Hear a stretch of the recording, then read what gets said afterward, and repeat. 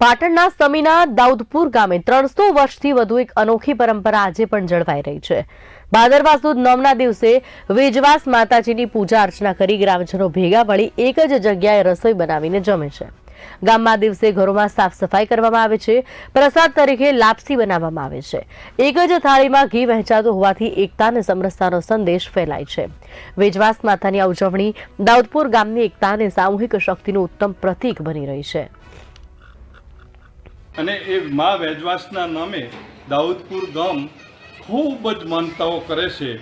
કોઈ પણ શ્રદ્ધાળુએ દાઉદપુર ગામમાં મા વેજવાસની શ્રદ્ધા રાખી હોય તો એ મા એનું કામ પૂર્ણ કરે છે। આજે મા વેજવાસનું મંદિર લાખોના ખર્ચે નવું બની રહ્યું છે। ભાદરવા સુદ નોમના દિવસે પૂરા સમગ્ર ગામની અંદર સમગ્ર કુટુંબ સમગ્ર સમાજ જેમાં હાલ 17 જ્ઞાતિના લોકો વસે છે અને 17 જ્ઞાતિના લોકોનું સાથે જમણવાર તળાવના કિનારે મા વેરાઈના મંદિરે થાય છે।